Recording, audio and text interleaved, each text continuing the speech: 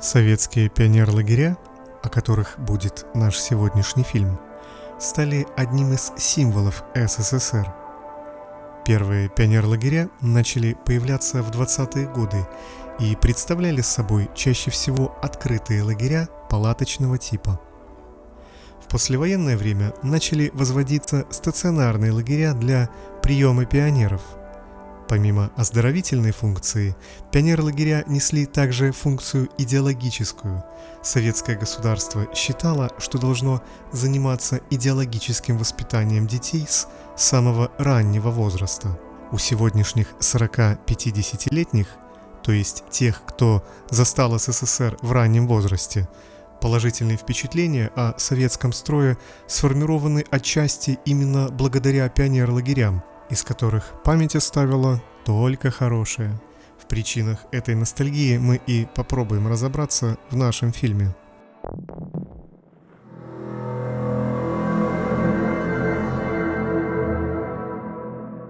В Белоруссии пионерлагеря начали массово строиться примерно в 70-е годы, но первые стационарные пионерлагеря появились уже в 50-е.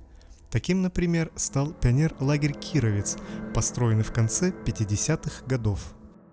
В каком-то смысле постройки лагеря «Кировец» уникальные, они представляют собой достаточно редкий сохранившийся образец деревянного пионерлагеря, от построек которого уже очень скоро ничего не останется. Жилые корпуса кировца больше всего похожи на обычные дачи. Каждый корпус состоит из двух несвязанных между собой половинок и застекленной веранды, посредине которой находится входная дверь. Всего таких корпусов здесь 13. Внутри каждого из корпусов находилось две жилые комнаты, а единственной капитальной постройкой всего лагеря была кирпичная котельная с душевыми кабинками. Все остальные деревянные постройки, включая открытую эстраду, сейчас находятся в весьма плачевном состоянии. Кировец был построен в те годы, когда советская идеология была еще сильна, и поэтому ее отражение нашло свое воплощение в оформлении лагеря. Возле входа на территорию нас встречают скульптуры пионеров, мальчик с горном в руках и девочка с заплечным ранцем. В последний раз фигуры были окрашены типовой советской краской-серебрянкой примерно в 70-е годы, а сейчас представляют собой просто некие сюрреалистические фигуры посреди заснеженного леса.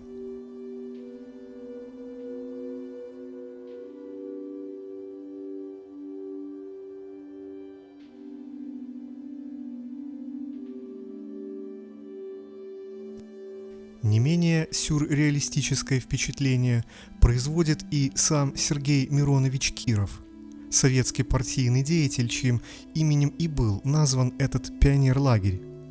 Ныне поросшая лесом площадка перед взором его статуи – это не что иное, как бывшая площадка для лагерной линейки, на которой когда-то проводились построения отрядов. По задумке создателей лагеря, дети должны были находиться как бы под присмотром Сергея Кирова, что должно было иметь некое своеобразное идеологическое значение. Справа от статуи Кирова находится также огромный флагшток для красного флага. Оно здесь, конечно, все застрайкболено уже, но по-своему интересно. В первом корпусе осталась мебель кое-какая, а здесь, наверное, ничего не осталось.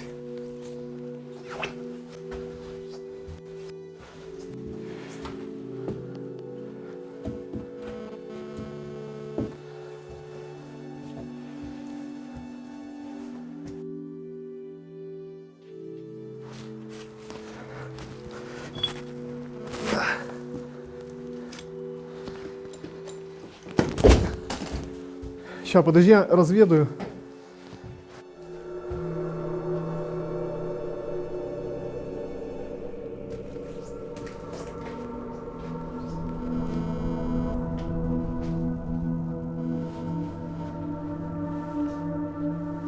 Ну.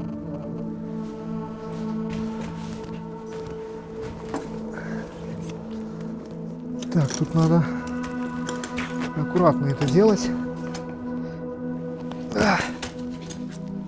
Сейчас.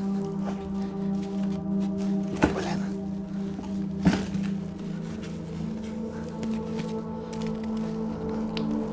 Ага. По уровню комфорта пионер-лагеря бывали очень разными. Это зависело и от времени, когда пионер-лагерь был построен, и от бюджета, который был выделен на его постройку. Обязательным во всех лагерях было наличие отдельной столовой, куда ходили завтракать, обедать и ужинать все отряды. А вот душевых и туалетов в корпусах довольно часто не было. Они возводились в качестве отдельных построек на улице, и только в пионер-лагерях более поздней постройки 70-х либо 80-х годов туалеты и душевые начали делать прямо в корпусах, как правило, по одному на этаж. В более современных лагерях предусматривалось также отопление корпусов. В поздних постройках батареи и котельные закладывались изначально. В лагерях постройки 60-х или 70-х годов могли присутствовать также какие-то импровизированные системы отопления, как, например, вот такие электрические котлы для каждой из жилых комнат. Ну а дети 50-х в холодные августовские ночи были вынуждены мерзнуть. Отопление в деревянных лагерях попросту не предусматривалось. Практически всегда в пионер-лагере в том или ином виде присутствовала спортплощадка, например, для игры в футбол или баскетбол, а также некое место для выступлений самодеятельности. Это могла быть как просто открытая дощатая сцена, так и некий аналог открытого амфитеатра, закрытый актовый зал или вот такая открытая эстрада в форме арки, которая находится в заброшенном пионер-лагере «Радуга», по которому мы сейчас и гуляем.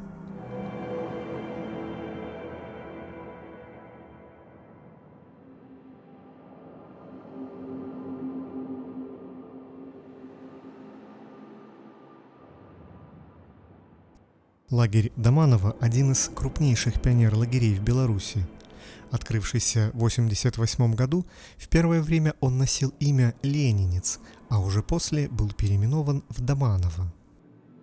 По инфраструктуре Доманово был одним из наиболее крупных лагерей Беларуси. Он занимает территорию в целых 15 гектаров.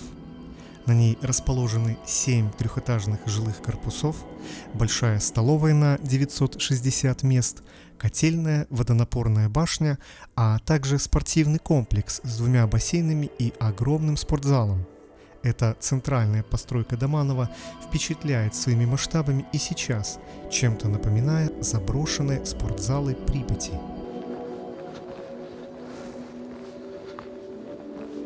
Остались 2 кольца, и между ними пустота, поросшая елками.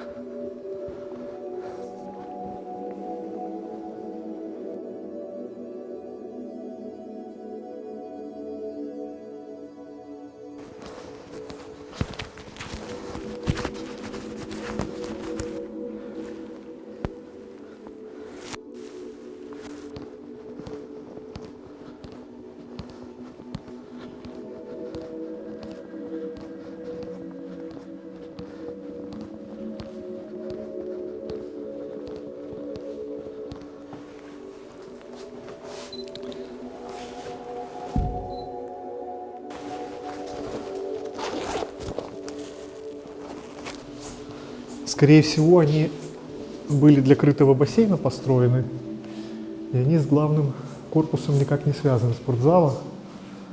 Собственно, хотя... Нет, это какие-то полностью отдельные помещения. Вот.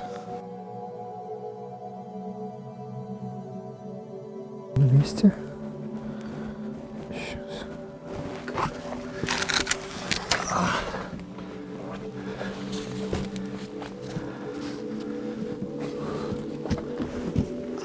Давайте посмотрим, как выглядит спортивный комплекс лагеря Доманово изнутри. Огромный спортзал, возведенный из капитальных бетонных конструкций, сейчас представляет достаточно плачевное зрелище. Деревянные полы размокли и частично вскрыты, на стенах от сырости свернулась краска, а на 2 этажах постройки попадаются обломки прошлой жизни.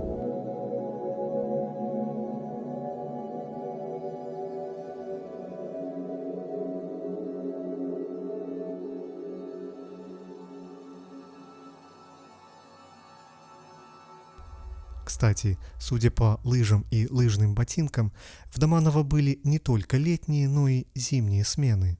Последнюю смену лагерь принял в начале нулевых, в 2003 году, и вот уже целых 18 лет стоит покинутым. Дети 90-х вспоминают Доманово с ностальгией и сейчас. В те годы в лагере уже не осталось советской идеологии, а были только веселые конкурсы, спортивные игры и дискотеки.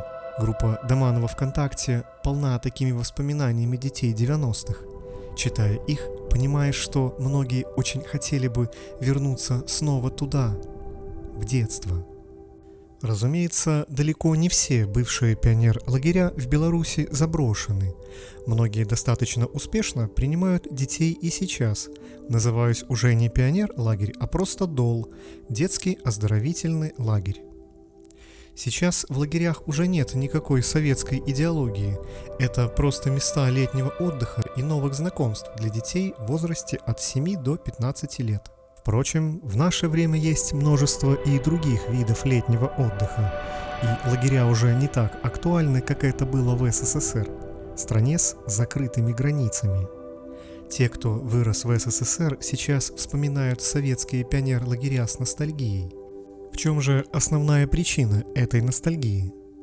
Среди достаточно серой и однообразной советской жизни пионер-лагеря были хоть какой-то отдушиной, позволявшей сменить обстановку и завести новые знакомства. Но больше всего люди скучают по тем временам, когда им не нужно было принимать никаких сложных решений, и когда все жизненные трудности лежали на плечах родителей. Так что, скорее всего, люди просто скучают по своему детству, которое со временем начинает казаться какой-то далекой и сказочной страной.